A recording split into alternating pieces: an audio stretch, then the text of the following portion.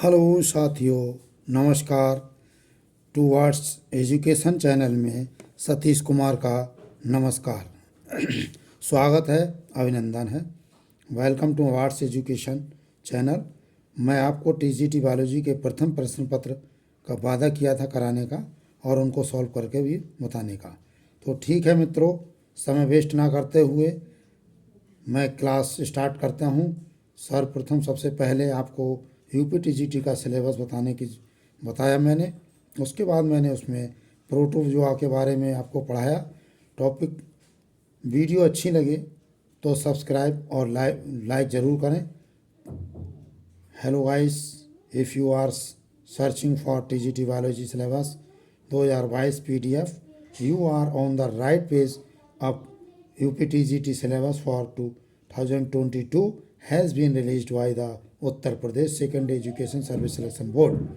तो मैं साथियों आपको हिंदी और अंग्रेजी में मिक्स पढ़ा रहा हूँ। प्रोटोजोआ के बाद मैंने चैप्टर लिया है आपका बायोलॉजी परिचय।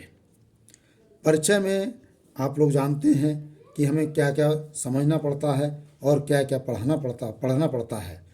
परिचय से भी कई सवाल हमारे सामने यूपीटीजीटी में आए हैं और जब मैं आपको सवालों की सीरीज कराऊंगा, पेपर कराऊंगा, तब आपको मैं उसमें बताता भी चलूँगा कि ये किस किस टॉपिक से लिए गए हैं। परिचय में आपके देखिए पदार्थ एवं ऊर्जा देखिए, जहाँ पर मेरा हाथ है, पदार्थ एवं ऊर्जा हमारे चारों ओर का और संसार विज्ञान है ना। संसार विज्ञान, जीवन क्या है, जीवधारी निर्जीव वस्तुओं से कैसे भिन्न रहते हैं और आधुनिक जीव विज्ञान, जंतु बनाम पादप, प्रकृति का जैव संतुलन, जंतु विज्ञान का संक्षिप्त इतिहास, जंतु विज्ञान के उपखंड। नेक्स्ट आपको जंतु और मानव में अंतर, जंतु विज्ञान का अध्ययन क्यों करना चाहिए, ये सब इस परिचय में हम आगे पढ़ेंगे। मैं इसके आपको बहुत सारे सवाल 20-25 सवाल लेकर के आया हूँ।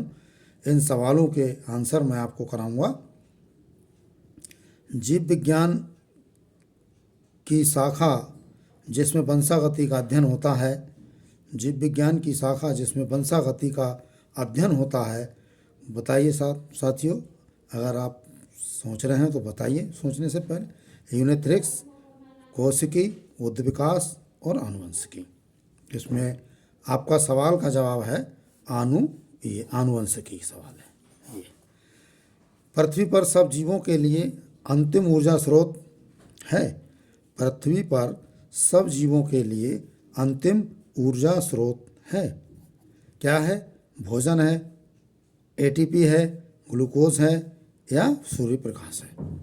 साथ ही उसमें सूर्य प्रकाश है। जीवों के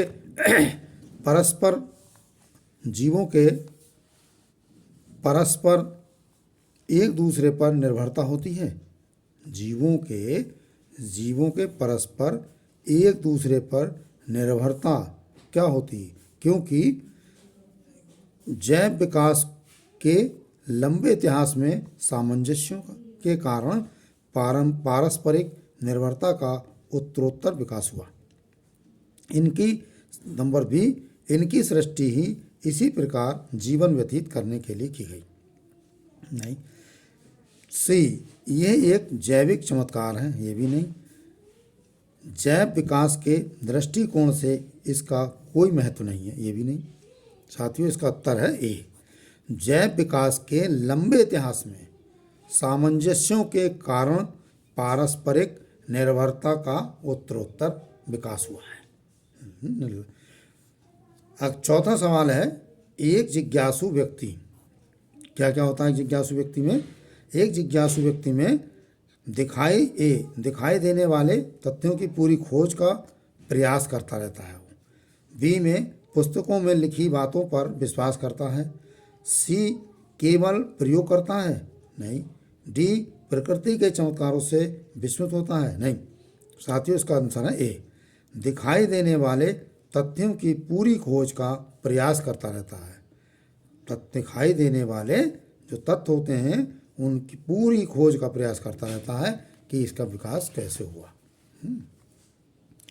कोशिकाओं, पांचवा सवाल है, कोशिकाओं को सूक्ष्मदर्शी की सहायता से सबसे पहले किस वैज्ञानिक ने देखा?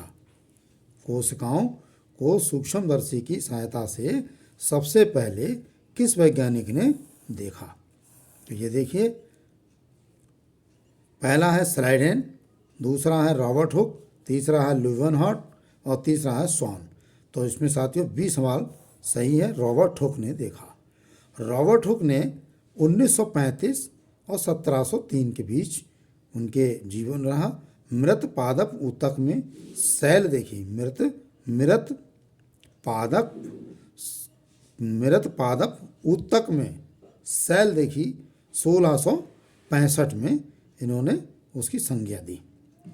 परिभाषा 1665 में रॉबर्ट हुक ने सेल की परिभाषा दी, संज्ञा को बताया। अगला सवाल है छठा, कोशिका मत के अनुसार, कोशिका मत के अनुसार क्या है? ए है सब कोशिकाओं में केंद्रक होता है, बी सब कोशिकाएं सजीव होती हैं, नहीं, कोशिकाएं सूत्री विभाजन माइटोसिस और अर्धसूत्री विभाजन मायोसिस द्वारा गुणन करती हैं, बताओ। डी कोशिकाएं जंतुओं और पादपों की मूलभूत रचनात्मक इकाइयां होती हैं। तो कोशिकाएं जंतुओं और पादपों की मूलभूत रचनात्मक इकाइयां होती हैं। ये रहा सवाल। पादप कोशिकाएं, सातवां सवाल है आपका। पादप कोशिकाएं जंतु कोशिकाओं से किसकी अनुपस्थिति के कारण भिन्न होती हैं? यानी पादप कोशिकाओं से किसकी अनुपस्थिति के कारण भिन्न होती हैं, है ना? तो तारक केंद्र या सेंट्रियोल के, राइबोसोम्स, सी अंतर्जातीय अंतर्द्रव्यीय जाल के, या माइटोकॉन्ड्रिया के। तो ये होती हैं तारक केंद्र या सेंट्रियोल के। अगला सवाल है आठवां, किसका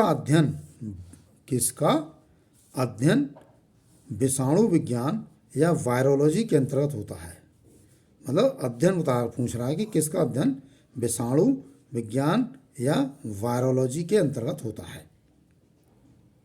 तो विषाणु के द्वारा, प्रोटोजोआ के द्वारा, कैंसर के द्वारा या जीवाणु के द्वारा। तो साथी ये विषाणु।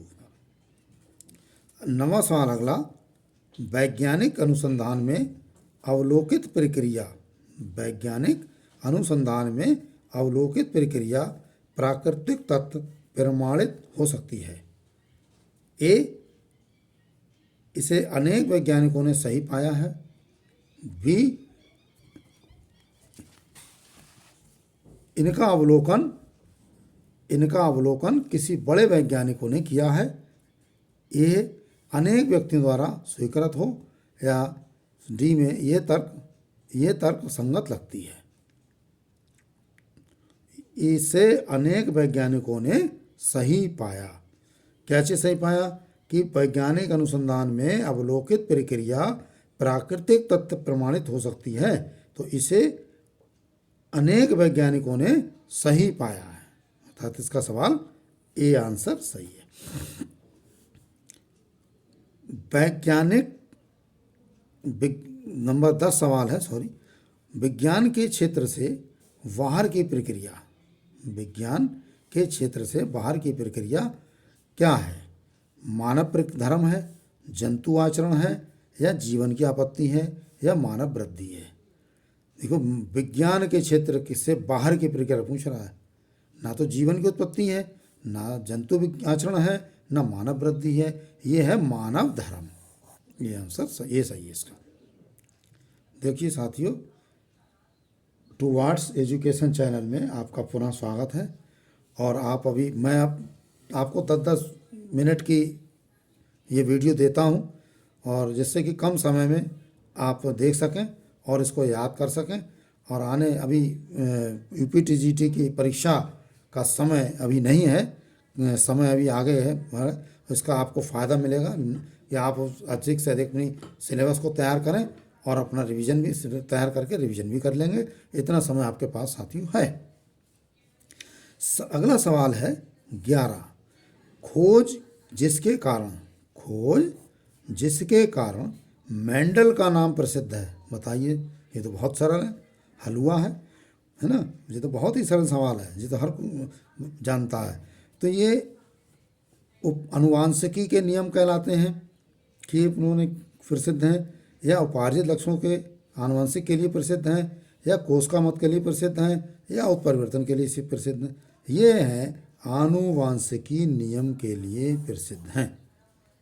मेंडल जीवन की उत्पत्ति यानी खोज जिसके कारण मेंडल का नाम प्रसिद्ध है, वो है आनुवंशिकी के नियम। अगला सवाल 12, एक जल पात्र में हरे जलीय पादप भी हों